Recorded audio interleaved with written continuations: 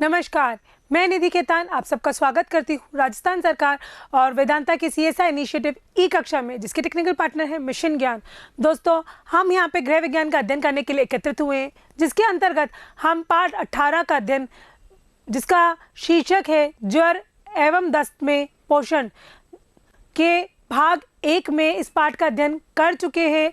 आशा करती हूँ उस पाठ का आपने परिपूर्ण तरीके से अध्ययन किया होगा, हर बिंदु को नोटबुक में कॉपी करा होगा, याद किया होगा। आइए अब इस भाग 2 में हम अभ्यास प्रश्न करते हैं और देखते हैं हमें कितने पाठ के अध्ययन करने के समय उस अध्याय का पूर्ण रूप से याद हुआ है और हमें क्या क्या समझ में आया है। आइए हम देखते हैं। दीर्घकालीन दस्त के रोगी को किस आहार देना चाहिए? रेशा विहीन, क्योंकि अगर अधिक रेशा होगा तो वो मल विसर्जन प्रक्रिया को और बढ़ा देगा। तो जहाँ पे दस्त का नाम आता है तो रेशा विहीन भोजन ही देना चाहिए। फिर आता है अल्पकालीन दस्त की अवधि होती है 24 से 48 घंटे, जिससे नाम आता है अल्प, मतलब थोड़े समय के लिए, 1 या 2 दिन के लिए जो कार्य करा जा रहा है वो अल्पकालीन कहलाता है। फिर आता है मध्यकालीन ज्वर है, कौन सा? मलेरिया, क्योंकि ये निरंतर करीबन 10-15 दिन तक चलता है, रोज एक ही समय पे बुखार आता रहता है। इसके अंतर्गत आइए अपन रिक्त स्थान की पूर्ति करें। डैश सप्ताह या उससे अधिक अवधि तक रहने वाले दस्त को दीर्घकालीन कहा जाता है। 2 या 2 से अधिक सप्ताह तक चलने वाले दस्त को दीर्घकालीन अवस्था दस्त कहा जाता है। यदि दस्त लंबे समय तक चल रहे हैं तो द्रव एवं लवण का क्षय काफ़ी अधिक हो जाता है। क्यों? क्योंकि उनके अंतर्गत रोज मल विसर्जन की प्रक्रिया में तीव्रता आने के कारण उनके अंदर द्रव और जल घुलनशील लवणों की कमी अत्यधिक हो जाती है। द्रव एवं आवश्यक लवणों की कमी से शरीर में निर्जलीकरण हो जाता है, क्योंकि जल ही जीवन है, अगर वो नहीं होगा तो निर्जलीकरण की ओर अग्रसर हो जाएगा। आइए, निर्जलीकरण से बचने के लिए WHO द्वारा प्रस्तावित है ORS देना। क्या प्रस्तावित है? ORS, oral rehydration solution. शारीरिक तापक्रम के बढ़ने एवं तंतुओं के अत्यधिक क्षय होने से ऊर्जा की मांग 50% तक बढ़ जाती है। कितनी? 50% तक। चाहे वो ऊर्जा हो, चाहे वो प्रोटीन की मांग हो, दोनों ही 50% तक बढ़ जाती है। आइए अब इसके अंतर्गत प्रश्न देखें। ORS, ये बहुत ही इंपॉर्टेंट सवाल है जो कि बोर्ड में भी पूछा जा चुका है, तो इसका नोटबुक में कॉपी करके अच्छे से अध्ययन करें और याद करें। इसको बनाने की विधि लिखिए। ORS निर्जलीकरण से बचने के लिए एवं जल एवं आवश्यक लवणों की भली भांति आपूर्ति को हेतु विश्व स्वास्थ्य संगठन WHO, वर्ल्ड हेल्थ ऑर्गेनाइजेशन द्वारा प्रस्तावित किया गया है। ORS, ओरल रिहाइड्रेशन सॉल्यूशन कहलाता है, जिसके अंतर्गत उसको बनाने की विधि है। सर्वप्रथम पानी गर्म करें, फिर ठंडा करें। 1 गिलास पानी जो कि 200 ml होता है, उसमें ORS का छोटा पैकेट जो कि 5.7 ग्राम का होता है डालें, हिलाएं और उसका सेवन कराएं।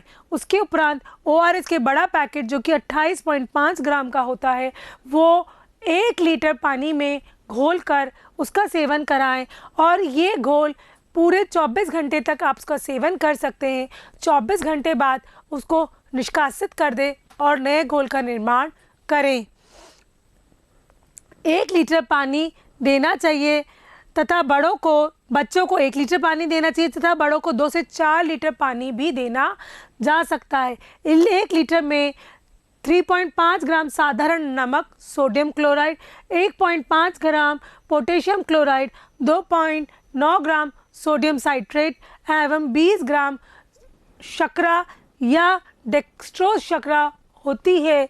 ये इसका कॉम्पोजिशन है, जिसके अंतर्गत हमें ORS का घोल बनाना है। और अगर हम घर में बना रहे हैं तो ORS का घोल का स्वाद सेम अपने आंसू के स्वाद की तरह होता है, थोड़ा सा नमकीन। कभी कभी तो रोए होंगे, रोते रोते वो आंसू अगर मुंह में गया होगा तो स्वाद भी देखा होगा, तो उस स्वाद को याद कीजिए और उसके अंतर्गत आप उसका निर्माण कर सकते हैं। 24 घंटे पुराना घोल काम में ना लेवें तथा आवश्यक होने पर नए घोल का निर्माण करें, क्योंकि 24 घंटे बाद या 24 घंटे तक ही उसमें जो लवण होते हैं वो पूर्ण रूप से प्रस्तुत या निरंतर बने रहते हैं। उसके बाद उनमें कमी आने लग जाती है, वो आपके लिए अच्छा नहीं है। आइए अब दूसरा सवाल देखते हैं। अल्पकालीन दस्त एवं दीर्घकालीन दस्त में क्या अंतर होता है? अल्पकालीन दस्त एवं दीर्घकालीन दस्त में निम्न अंतर होते हैं। इस प्रकार के दस्त का प्रारंभ अचानक ही पानी के समान तरल अगठित मल विसर्जित से होता है, जबकि अपितु ये दस्त लंबे समय तक चलते हैं। इस प्रकार के दस्त की तीव्रता कुछ कम होती है।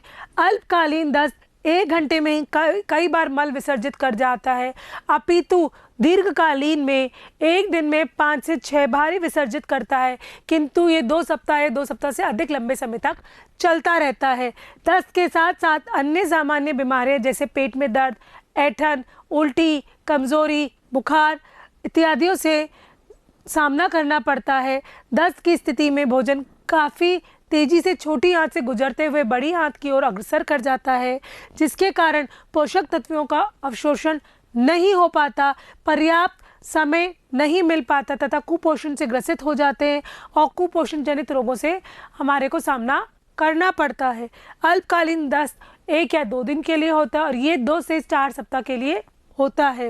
इस अवस्था में निर्जलीकरण के डर के कारण जल एवं खनिज लवण की क्षतिपूर्ति कराना अत्यधिक आवश्यक होता है, और जबकि विभिन्न प्रकार की पौष्टिक आवश्यकताओं को हम अगर ध्यान ना दें तो भी चल जाएगा, किंतु इस जगह विभिन्न प्रकार की पौष्टिक आवश्यकताओं का बहुत ध्यान देना पड़ता है। क्यों? क्योंकि बहुत ही तीव्र गति से मल का उत्सर्जन हो रहा है, तो बहुत लंबे समय तक चल रहा है। इसके अंतर्गत हमारे जो पौष्टिक आवश्यकताओं का अवशोषण होना चाहिए वो नहीं हो पा रहा, जिसके कारण हमें पौष्टिक आवश्यकताओं के कुपोषण से ग्रसित होना पड़ता है। आइए अब दूसरा सवाल देखते हैं। ज्वर क्या है? ज्वर की स्थिति में होने वाले शारीरिक परिवर्तनों का उल्लेख कीजिए। ज्वर एक श्वसन प्रक्रिया की बीमारी है, जिसके अंतर्गत हमारा शरीर सामान्य तापमान 98.4 डिग्री से ज़्यादा बढ़ जाता है, डिग्री फ़ारेनहाइट से ज़्यादा बढ़ जाता है, ज्वर या बुखार कहलाता है। ज्वर की स्थिति में होने वाले शारीरिक परिवर्तन हैं। ज्वर होने की स्थिति में शरीर की आहारीय उपपचय दर बहुत अत्यधिक करीबन 50% तक बढ़ जाती है। ग्लाइकोजन एवं वसीय तंतुओं का क्षय होने जाने से कारण शरीर में उपस्थित संग्रहित भंडार में भी कमी आ जाती है। प्रोटीन की उपपचय दर बढ़ जाती है, जिससे गुर्दे की अधिक मात्रा में यूरिया का मूत्र के रूप में निष्कासित करना पड़ता है, जिस कारण गुर्दे पर अनावश्यक भार बढ़ जाता है। ज्वर में पसीना अधिक आता है, जिससे शरीर में पसीने के रूप में जल, विभिन्न प्रकार के खनिज लवण एवं जल घुलनशील विटामिनों की कमी हो जाती है। सोडियम क्लोराइड, पोटेशियम क्लोराइड की कमी हो जाती है, जिसके कारण व्यक्ति को कमज़ोर और निशक्तिकरण का अनुभव होता है। श्वास में श्वसन क्रिया की गति तीव्र हो जाती है। श्वास गति बढ़ने से फेफड़े एवं रक्त परिसंचरण संस्थान में भी से ज़्यादा कार्य करना पड़ता है।